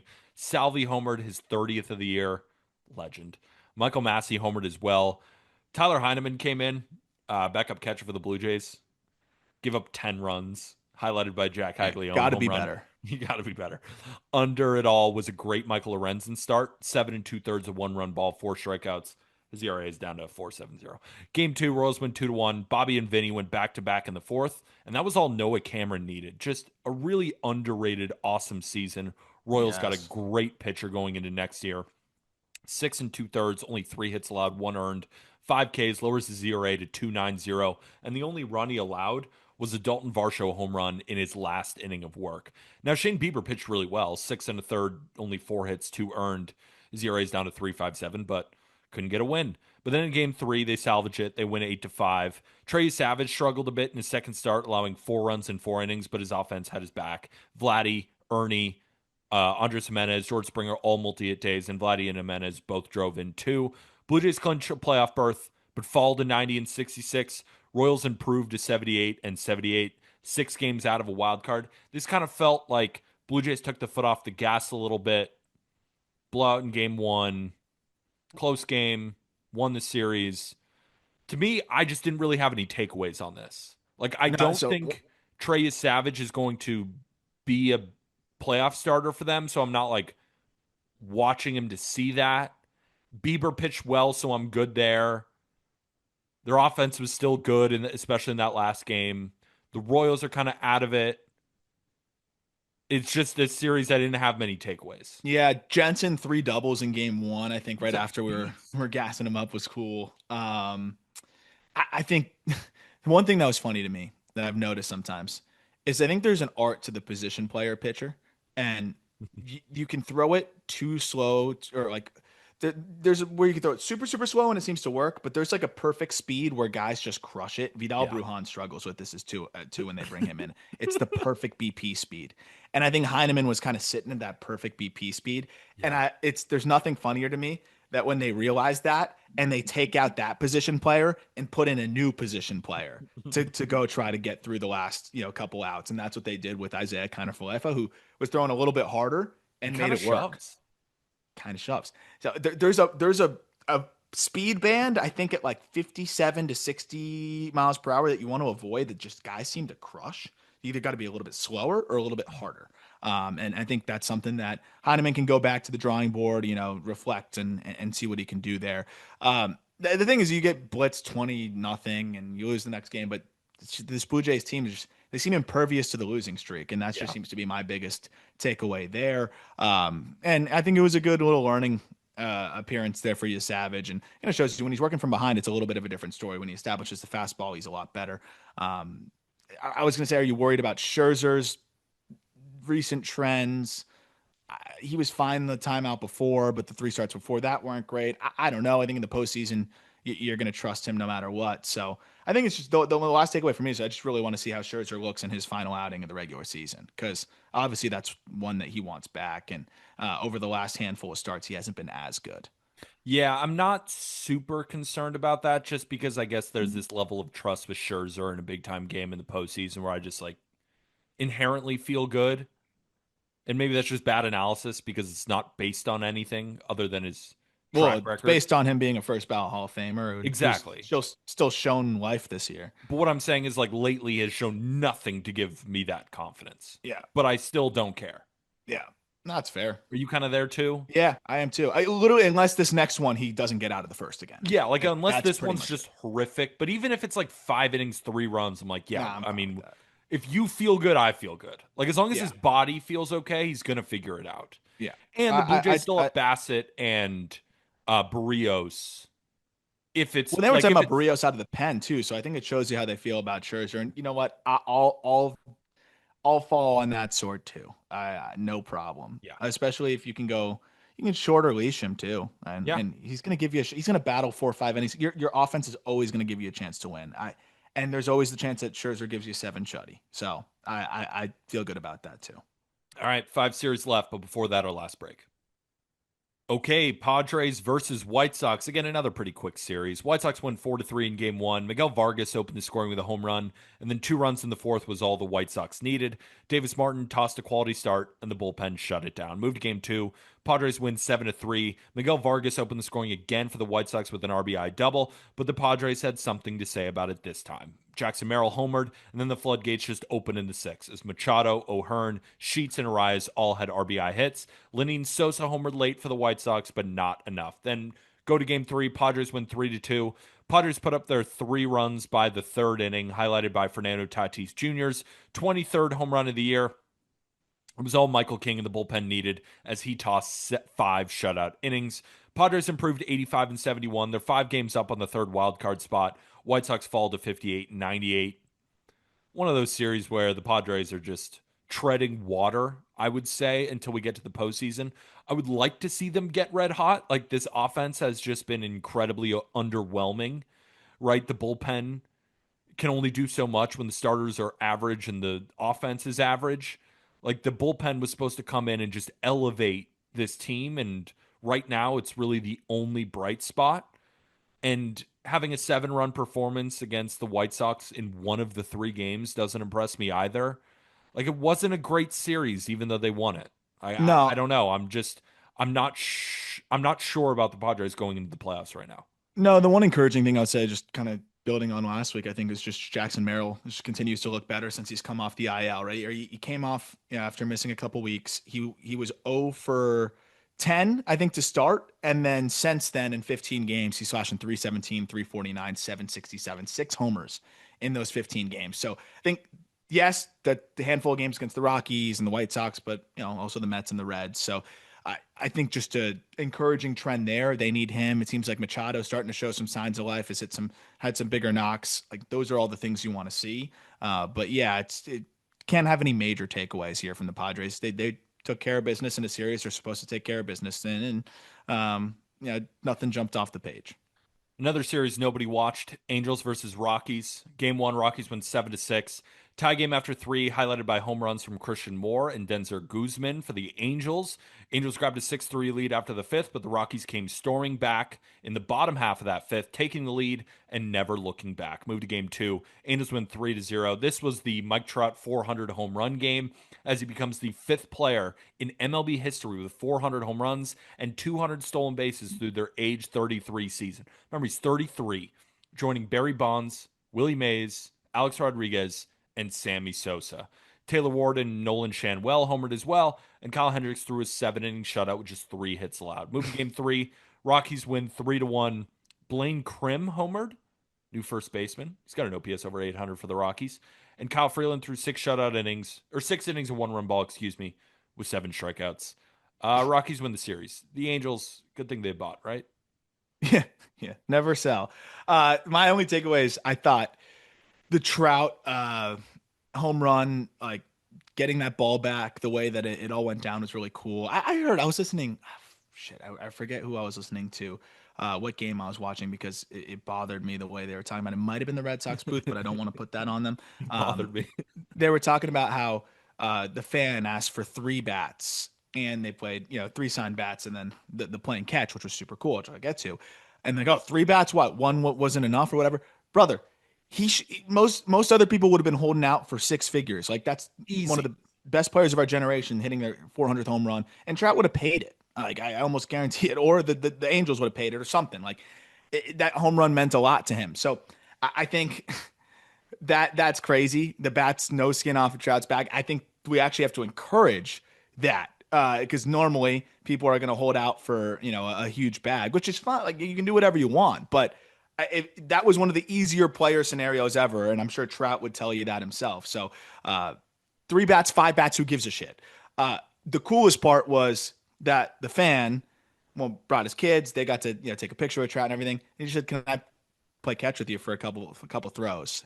I thought that was so cool because like that's what it's all about, right? Like creating this lifelong memory. You can say that you played catch, with one of the best players of all time right after he hit his 400th home run.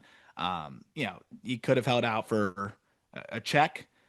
He could maybe sell a couple of those bats for a check. It won't be as much. To him, it was about the experience, and I think that's a real baseball fan. Again, that's not saying you're not a real baseball fan if you get the money. A lot of people need that money, and that's also a really exciting opportunity. But I just think there's something really pure about the way that went down. I thought that was pretty sweet, and cool to see Trout get to 400. I really hope he gets to 5.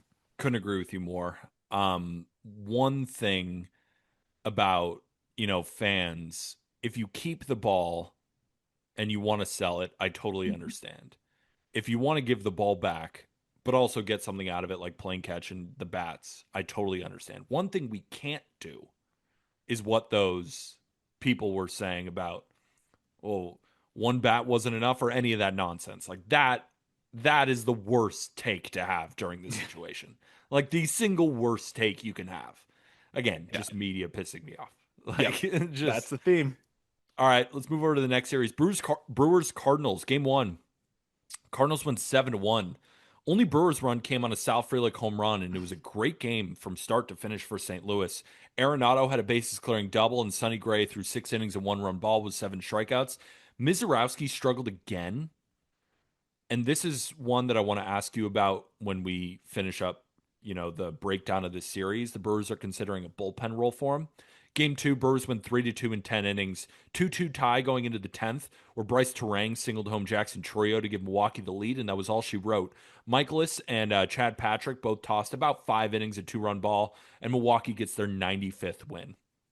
Moved to game three. Cardinals win 5-1. Ivan Herrera homered and Matthew Liberatore threw 6 innings of 1 run ball while striking out six. The only Brewers run came on a Choreo sac fly. Cardinals improved to 76 and 84 games out of the final wild card. Brewers dropped to 95 and 61. This kind of felt similar to the Blue Jays series against the Royals, Padres series against the White Sox, a team that's already in it, kind of just playing to play, while another team who's kind of out of it is playing good baseball at the end that's good for their fans. So again, I don't have that many takeaways. The only thing I want to talk about, maybe you have other things that you'd No, want to get that into, is yeah, it's really Mizorowski, because the Brewers, their starting rotation is not completely set in stone right now with Woodruff hitting the IL with a lat issue, yeah. because we assumed that it was just going to be Freddie, Woodruff, Quinn Priester. Then they can piece together a fourth. They want to go Quintana. They want to go Mizorowski. They want to go Chad Patrick. They can go a lot of different directions. But if Woodruff isn't fully healthy and Mizorowski is pitching the way that he does, the Brewers pitching starts to ask, or at least I'm asking questions. Something that I did not think I would going into the postseason. Yeah, it's interesting, but at the same time, like Peralta's been one of the better arms in baseball. It's awesome. Priester's been fantastic, and then Quintana's just like model of consistency, and we even Yeah. saw him give you a good postseason start last year. I think with Mizorowski, they're probably a little bit concerned about just the innings total already this year. Like, is he fading from a velocity standpoint? No, but I don't have it in front of me in terms of maybe like how he's fading later in starts. He's definitely throwing less strikes. He definitely just looks a little bit less comfortable. And he threw 97 and a thirds innings last year with a transition into the bullpen to manage his innings factored in there, right? So it wasn't as intense of a workload. Now he's already at 127 innings this year, if I'm not mistaken, and there's clearly more to go. What's interesting with Mizorowski is he's comfortable throwing out of the bullpen because he did it last year late when they were contemplating the move maybe to help them last season, and he was really good out of the bullpen. So it gives them this other asset. I think if they may feel as though in aggregate, okay, if you feel way more confident that Mizorowski is going to give you 1 or 2 innings of scoreless ball in relief, and Chad Patrick or Quintana can give you 5 innings, get through those 5 innings of 2 3 run ball, they can combine for 6 or 7 innings of 2 3 run ball, and you feel really good about that. Whereas there's instances where if Mizorowski doesn't have it, he's not getting out of the second inning, and now your bullpen's kind of chalked, and you may already just be losing that game outright. So I think that's maybe how they're looking at it, and it's a much less volatile situation there. But I am very interested to see how they ultimately decide to navigate it. Me too. That'll be something to watch down the stretch. Second to last series, Red Sox versus Rays. Game one, Red Sox win 11-7. Back and forth game until the wheels fell off in the eighth, and the Red Sox put up 7 runs. Nick Fortes and Lowe traded RBI hits early, and then Carson Williams and Alex Bregman traded home runs. Yandy Diaz and Jaron Duran would do the same, trading dingers, and then the eighth inning happened. Eaton, Rafaela, Story, Yoshida, Romy Gonzalez, and Lowe all had RBIs, even though only Eaton and Rafaela had hits. There was a hit batter in there, a bases loaded walk, an error reaching on a fielder's choice. Garrett Crochet was solid once again. 6 innings, a 3 run ball, 9 Ks. His ERA is to 2.69. Game two, Red Sox win 6-3. Red Sox held a 3-1 lead going into the seventh as Kyle Harrison's first start with the Red Sox went really well, tossing 6 innings, a 1 run ball with 5 Ks. Nick Fortes doubled and Yandy Diaz singled for RBIs, and we have a tie game. Then in the ninth, though, Story and Yoshida RBI singles. Romy added a sac fly, and it was a wrap. Move to game three. Rays win 7-3. Rays never trailed in this one as Morel opened it up with a 2 run double in the first, and then Nick Fortes, what a series, brought home another on an Alex Bregman error. In the sixth, Brandon Lau homered for the 30th time, and the Red Sox would battle back but never tied it. Then the Rays put it on them in the eighth. Connolly early was okay in his third start. Again, we talk about the third start all the time. 4 innings, 3 hits, only 2 earned, 4 Ks. ERA is still at 1.88, and Joe Boyle on the other side struck out 9 and 4 1/3, while only allowing 1 run. Red Sox improved to 85 and 71. They're just 1 game up over Cleveland in the wild card and 3 behind the Yankees. Rays fall to 76 and 80, 8 games out of the wild card. With one more loss, the Rays are eliminated. But it's the Red Sox. Like, nice series win. I don't know. It doesn't feel good. It doesn't feel good at all. It's hard to explain. It's this offense. It's like, Nate Lowe coming up with runners on. I'm like, all right, that's the Yeah. middle of their lineup. Like, if Bregman's not on it, I'm waiting for Rafaela to hit, and he hasn't hit in months. It's just like E- there's Welcome not a back, lot to Willier. grab onto. We need you to help us now. And Willier, Willier yes. is a human, over 4 Ks in his first game back, but I think just having him back is really encouraging. But he doesn't have much time to shake the rust off.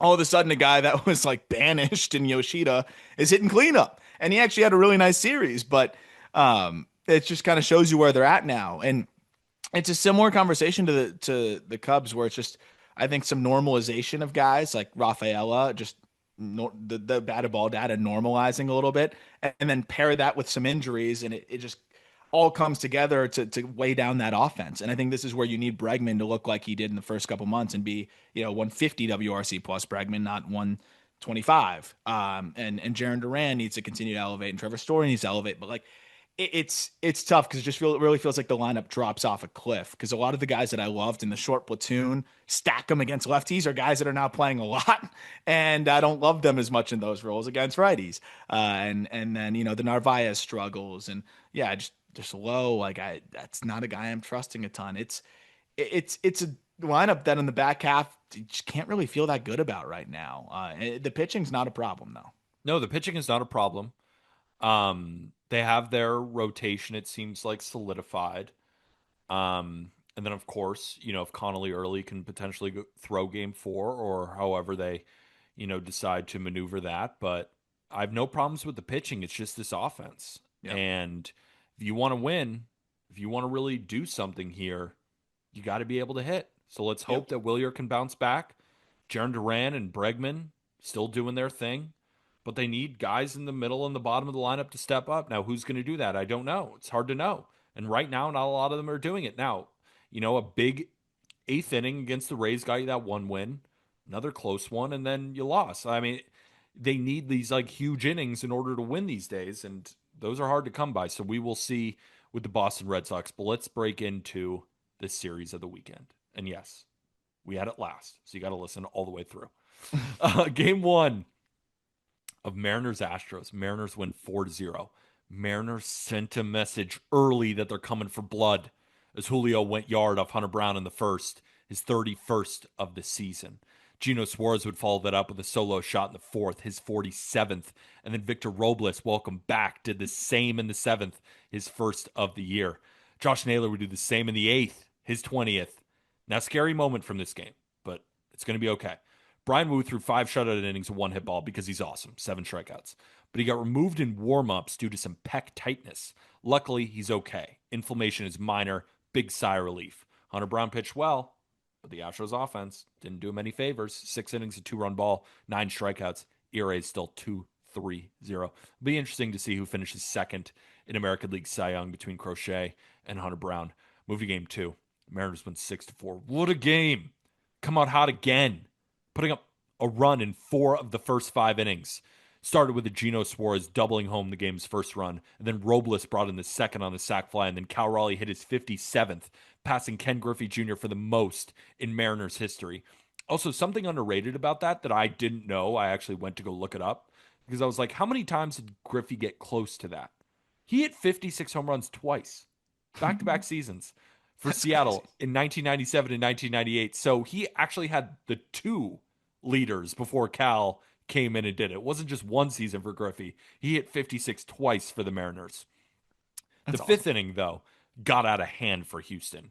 As the Mariners loaded the bases, Naylor walked, and then Canzone drove in another, and now it's 5-0 Seattle.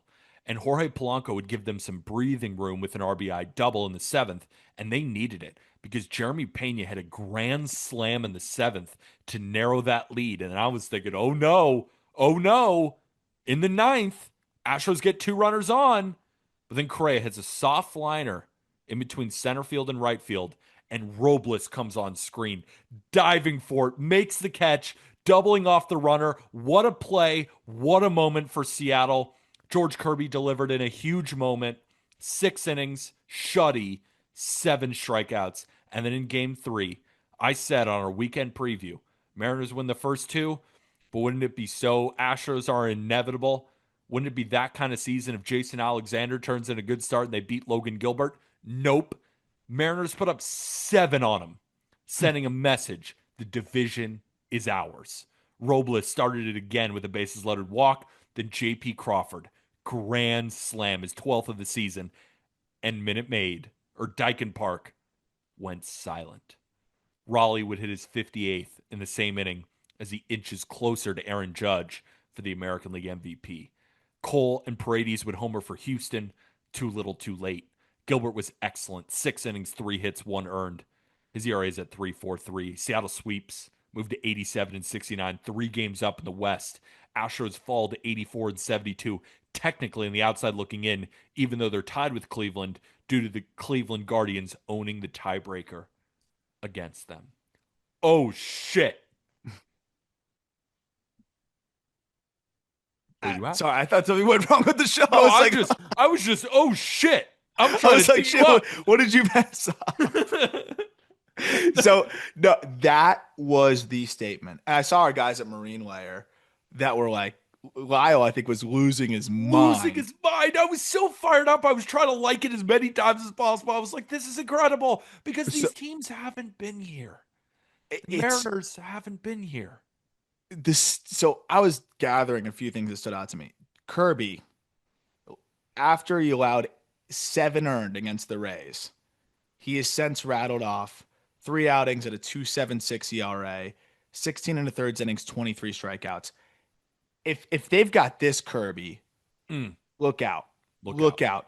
I am excited that the Astros were able to bring back Isak Paredes and he was able to homer right away. And like I want to see the full strength Astros, but that's even more so. Like Paredes back, he homers, and they're still able to take care of business. I mean, this was a statement of all statements on the road where they always stink this year.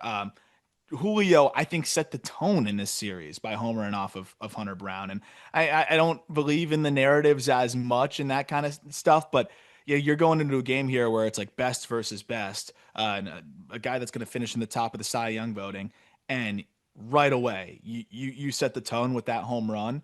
I mean, I think that made a huge difference. And seeing Gino really start to tap into things, I think Robles being back on the offensive and defensive side of things has been huge for them. And I think you just look at that game in game 1, right? Your 2 deadline acquisitions go deep. Your franchise player goes deep, and then the guy you just got back off the IL and Robles, goes deep and makes a big defensive play the next game. I think the vibes have got to be as high as ever right now, especially with Wu avoiding, missing some time there. It's just a statement of all statements, I think, from the Mariners, who really look like they're going to sprint through the finish line here. The number 1 offense in Major League Baseball since September 1st. Wow. Seattle Mariners. With that pitching and that bullpen, there's a reason that Fangraphs, they have their projected standings and they give a percentage to all these teams on the likelihood of winning the World Series, winning the division, making the playoffs, all these different percentiles. Mariners are number 1 over the Dodgers, over the Yankees, over the Phillies, over all these teams. They think the Mariners have the best shot to win the World Series, and you could see why. I mean, look at the offense. It's not just Julio and Cal. Jorge Polanco is a monster. Gino Yeah. Suarez, if he's getting hot, watch out. That's one of the best sluggers in the game when he gets hot. Josh Naylor is a beast. Comes over to Seattle. You're supposed to have some time to adjust to T-Mobile. Gino has been there before and still took a lot of time to adjust when he came Yeah. over. Naylor hasn't skipped a beat. He's gotten better. And then on the road in this big spot, God, that guy is just built for it. Like, he's had some big hits in the postseason, And Randy. I mean, Randy in the postseason, he's the Dark Knight. I mean, he's Batman. Like, he ain't Robin. This is a Batman type character. And he's having just another Randy year. Like it's Yeah, just just another really good year. bunch of bombs, bunch of steals, hitting 270 ish, like just playing good baseball. Career high 27 homers. Dominic Canzone has come in and gotten important hits in big spots. They play good defense. Of course, the starting pitching is outrageous when Kirby and Wu and Gilbert are doing what they're doing. And the bullpen locks it down. Like, that was a statement. Say whatever you want about the Astros right now. I understand. The Astros in that spot can beat anybody. Anybody. I don't care who it is. You got the Astros at home late in the regular season. How many times have they won that important series? Not here. Dominating. I No. almost wish it was closer. Yeah. Like, I'm almost looking back on the series and I'm disappointed because of Yeah. how dominating of a performance this was by Seattle. I wanted walk-offs. I wanted back and forths going into extra innings. I thought I thought the Mariners would win the series. I just thought it would be a dogfight. No, it was a Rottweiler versus a Chihuahua. It really did look like that. And I think on top of that, it felt like they could have even had a little bit more in the tank with the Mariners. Like I felt like it just was as one-sided as it possibly it could have been. The thing is, the Astros still find themselves in a pretty good spot and can bounce back and be where they need to be. But the other thing is, with all these guys returning, I look at the Mariners bench. As a bench enjoyer, I love where the bench is at now too, where you've got Cole Young now really moving to more of a bench role as he's just battled through his rookie season. Leo Rivas is like the ideal bench piece. Luke Raley as a bench piece is great. And then Harry Ford is like a pinch runner, also, the third catcher. Mitch Garver also coming off the bench. Like I love the depth that they have here too, that they can kind of mix and match with when they want to. And as you mentioned, the bullpen, they're going to continue to do their thing. Munoz has a 1.49 ERA. Uh, the big thing for me was, how is Kirby going to throw? And with him looking like that, I feel a lot better about this ball club. The Mariners are a force. Two teams that just haven't really been there all that much. The Reds and the Mariners were on the doorstep, kicked the damn door in over the final week of the MLB regular season. Hopefully, everybody enjoyed the roundup here on the Just Baseball Show. The best way to support, of course, liking and commenting and subscribing on YouTube. But if you're listening on audio, again, if you have a couple of seconds, press the 5-star review button. And if you have more than a couple of seconds, leaving a written review, again, best way to support without spending a dime. But if you want to join us for the playoffs, we got a week left. It's only $10 a month to join for the last month of the regular season. I cannot wait to be in that Discord breaking down, freaking out about games. It's going to be so much fun. And again, if you just want to come in for a week, it's only $5. You can find the link in the episode description. Go get yourself some Just Baseball merch. Arm and I are both rocking hats, and we'll see you tomorrow. For Arm Layton, I'm Peter Apple. With that, thank you, everybody.